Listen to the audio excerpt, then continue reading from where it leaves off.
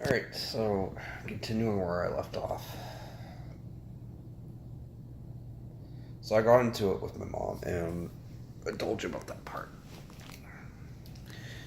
Didn't really tell you the full story or the full anything outside of she was fucking mean and she was abusive to me. But you don't know what happened. What's next, right?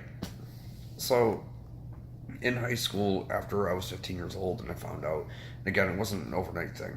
It took a few years before she started progressively becoming worse and worse and worse and worse. So, what ended up happening was 2004. Um, my papu, my grandfather, my biological father's father, uh, he moved back into the house and he was helping us out, but she was getting really bad. I'm not going to go into that history of my mom, my grandfather, and my father. That was something that is just conversation for another day. Not going to happen. As much as it affects me, it's just not going to happen. So, so my grandfather moves back in. My mom has a seizure in front of me. April something, 2004. I have no idea what the date was. I know it was in April. She sees it in front of me and her liver fails.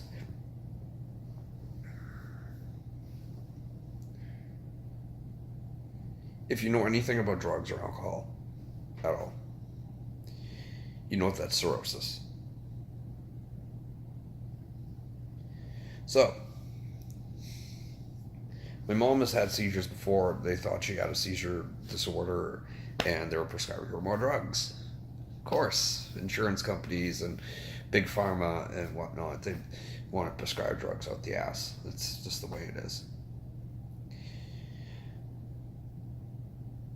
They want to make their money. So my mom sees this in front of me. My grandfather, my papa, calls 911. She gets taken to Melrose Wayfield Hospital, um, and they tell me that her liver's failing. She gets flown into Mass General from there, and they have to get a liver transplant that night. They do. Someone died in a car accident, and he was an organ donor, so thank God.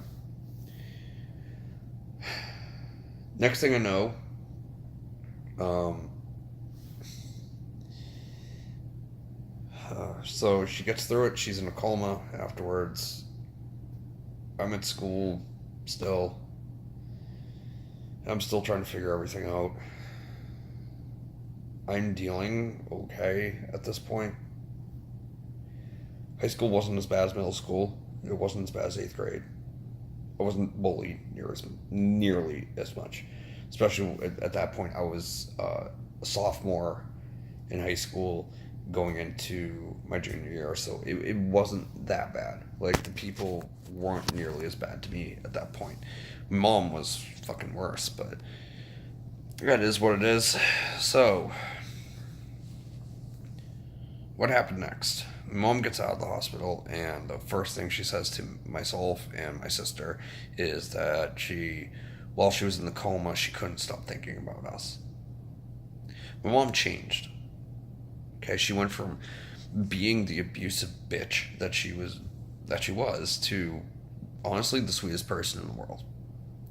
And she would joke and laugh, and I have a lot of my sense of humor from her. She would fucking there's a bad story that I could tell about how I accidentally, uh, not even accidentally, she fucking was. She told me to come to her room. Um, and there was like, she went to this store called Amazing, which is like a fucking sex shop. And she got some fucking sex toys and shit like that, and it was just fucking funny. Her and her friend went, and like they were just like laughing about it and like maybe trying to freak me out or something, so it was just funny. um but she became like really like that, like just funny. genuinely fucking funny and fun to be around. It would drive me to do things like with my first girlfriend and stuff like that back then. Like drive me over to her house to hang out, and it was just so nice. She got along with my mom, my stepmom. She got along with my dad. Everything was so different. It was so different. It was really weird. Then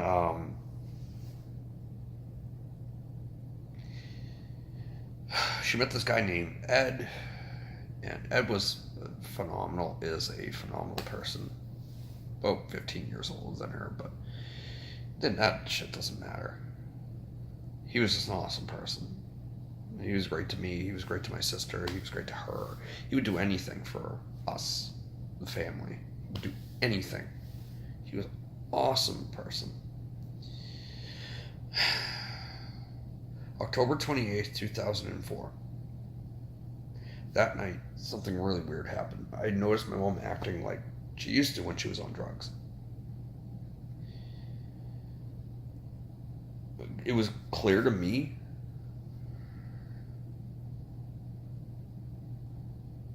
It was very clear to me. But I wanted to deny it. She started snoring in her room. Ed, the guy I was just talking about, he just left her. And, like, not left her, like, broke up. He was, like, leaving for the night. And he was just like, oh, she sounds so cute when she's snoring and whatnot. But I knew something was wrong, and I told him, like, something's wrong. And he said, it's all in my head. Again, that's not his fault. That's on me. It is on me. I should have tried to do something, but whatever. I mean, it's nothing I could have done. The next morning, October 29th, 2004, it's a Friday. Look it up if you don't believe me. It's a Friday, October 29th, 2004. I tried to knock on her door. Well, I didn't say it. I said I tried. I knocked on her door to say, hey, I'm going to school. My buddy was picking me up. Whatnot. She didn't respond. And in the back of my head, I knew the entire day that she was gone. After what I just said about last night, or not last night, the night before, I knew she was gone. I knew it was over. So, my last period, which was a study class, pretty much a study is you just sit there and you can talk to people, whatever, do your homework if you want. Literally, it's just a nothing class. There is no, it's nothing. So this is my last class of the day, and I get called to guidance counselor and vice principal's office. Now, two things. One thing was, I thought I was in trouble because I skipped a chorus class. I was a chorus student. So I thought I was getting in trouble for it, but in the back of my head, thing two, I knew it had to do with my mom. I just knew it. I found out I was right about thing two. And my mom was gone. That's what they told me. And my father was picking me up. I get home. My sister's truck is on the lawn. She literally just flipped shit and drove the truck to the lawn. They asked me if I wanted to say goodbye to her, which I did. It felt like, you know how they talk about cold and stuff like that? They talk about in ghost videos, like cold. Oh, it feels cold in here. It felt freezing. My mom's body was freezing.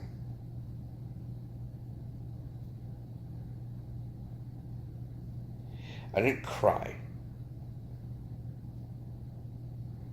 I couldn't.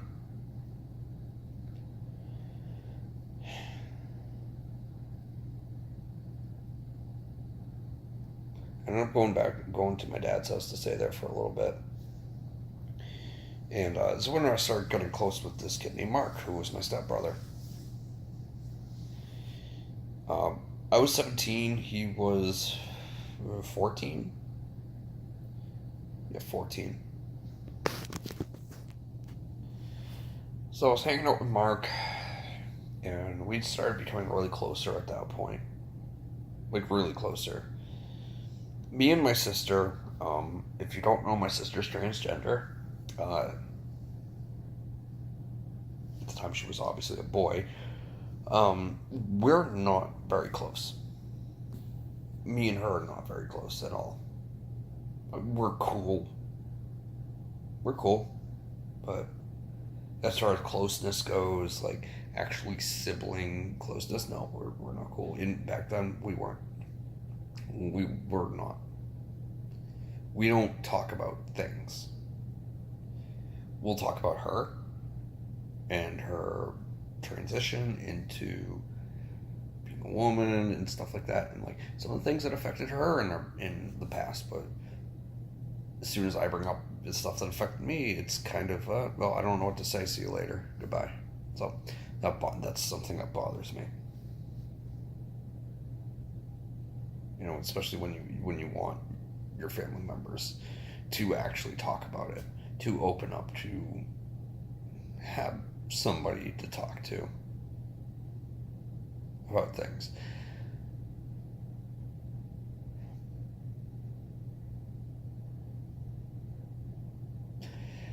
Which is hard to not have that. Because when you do try to talk, you feel like nobody is going to listen, or nobody wants to. We'll get into why.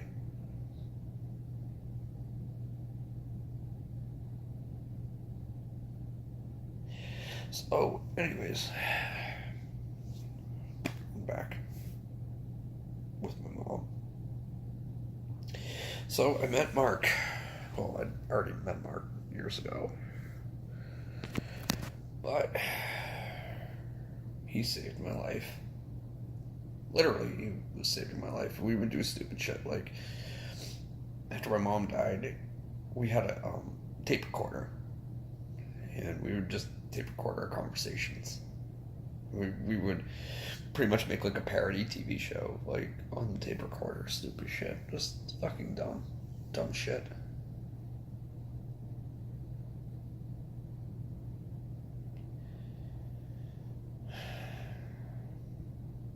My friends in Linfield, I was getting angry at as well. It's not their fault, but I was getting upset. I felt like nobody understood what the fuck I was going through. Again, this goes back to, I guess maybe this ties into the fact that I was abused, all this bullshit. I don't know. I don't know. I don't have an answer for this. I wish I did, because then my life would be fucking easy. You know what I'm saying? I don't have an answer.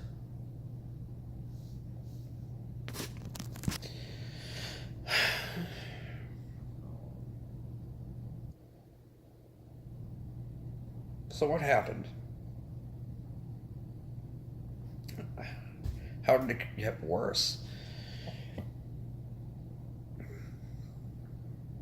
I don't know. Well, I do know. So, I go to college. My friends, I told the story to a friend of mine, that my friend was going to punch me in the face. And if I kept crying, he was going to punch me in the face.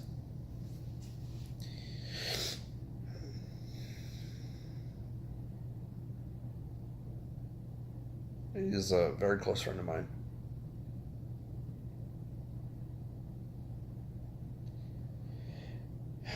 So I stopped.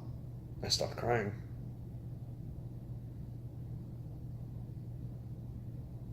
Because I knew I had good friends. And they were there for me. but I wouldn't listen to them.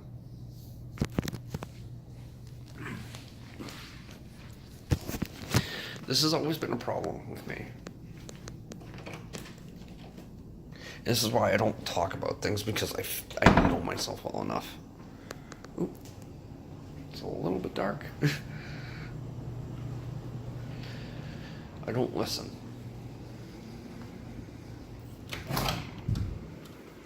So I don't talk.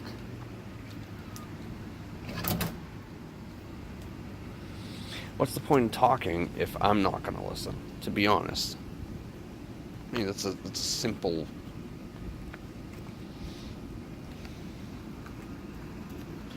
Why would anyone want to sit there and talk with me if I'm not going to listen?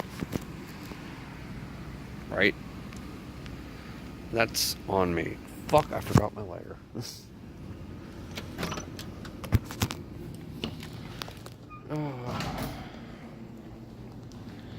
So, what happened next? Again, none of this actually matters. It's about how I feel, right? None of this matters. I could tell you these stories all fucking day. None of this matters. It's how I feel. But people want to know the reason why.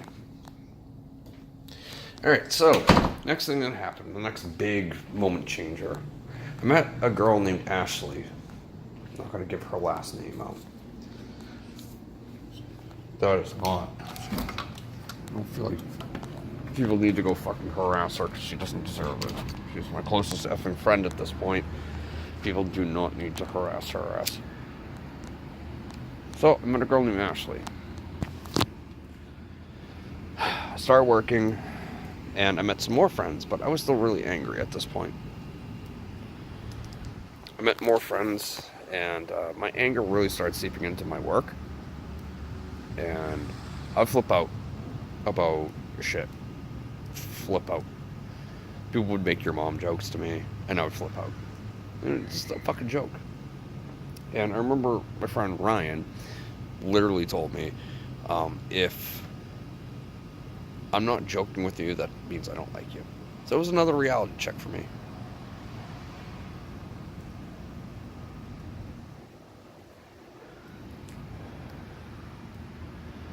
So,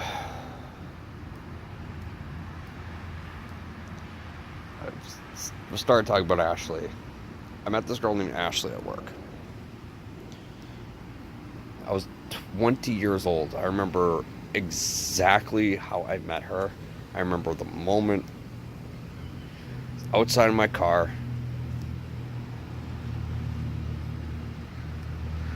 I accidentally leaned up against her car, and I had no idea I was doing it. I had no clue that I was leaning up against her car, and I leaned up against her car. It's middle of winter. She had her hood up, and she says, who the fuck allowed you to lean up against my car? That was what she told me. And I said, I'm sorry. Oh, I'm so sorry, you know. I was smoking cigarettes with a couple of my buddies from work, and I just didn't realize what I was doing. And I'm like, I'm sorry. And then I saw her face, and I was just like, I am so fucking sorry. But I didn't say that out loud. I was too nervous to do that. So I was just like, I'm so sorry. She started laughing. She was just like, it's all right. It's whatever. She was just like, don't ever lean up against my car again. Ha ha ha ha ha. Ashley's a crazy bitch. I found out her birthday was March 13th, which is 7 days before mine. So we started talking about that. And we started chilling. Me and her just started hanging out. I remember first time we hung out, we went to Wendy's, and she had to pay because I had no money.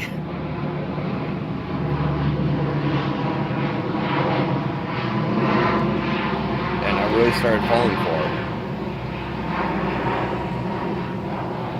I started falling for her very quickly.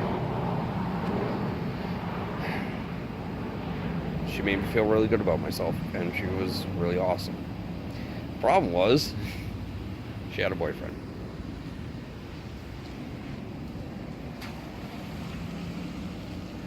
We started screwing around, me and her. and she told me she loved me. Again, this goes back to the love part when I was a kid, that I felt like maybe I didn't get enough love. I don't know.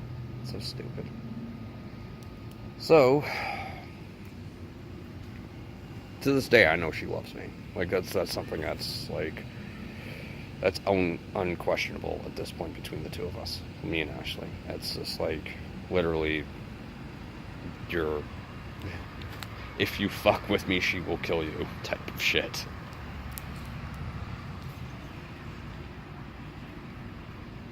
But the game she was playing, the bullshit, it affected me a lot. Because it was this... I just wanted somebody to love me.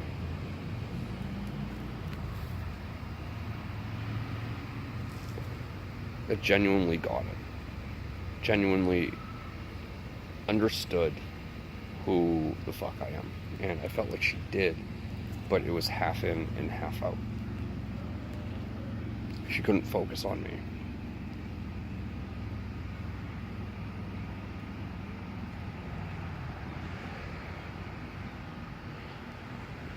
And she played games. And I learned how to play them back.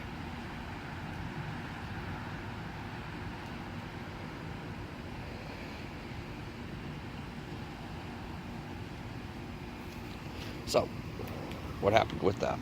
Well, I ended it. I couldn't do it anymore. It hurt too much. I stopped talking to her for about a month.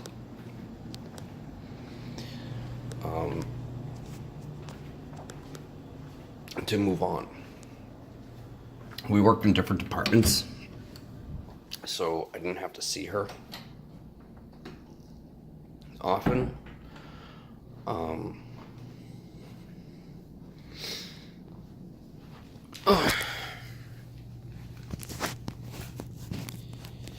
So that ended, and we became actually closer friends, but I needed to take a break.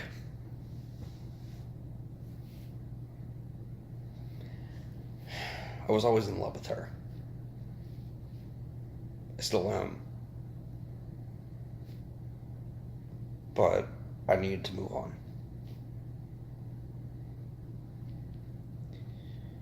So, dated a few girls in between, whatever. I met this girl named Muriel, who killed me inside. So, how this story goes, I met her 2013. She's a pharmacy technician. I was a shipper and team lead for Freedom Fertility Pharmacy.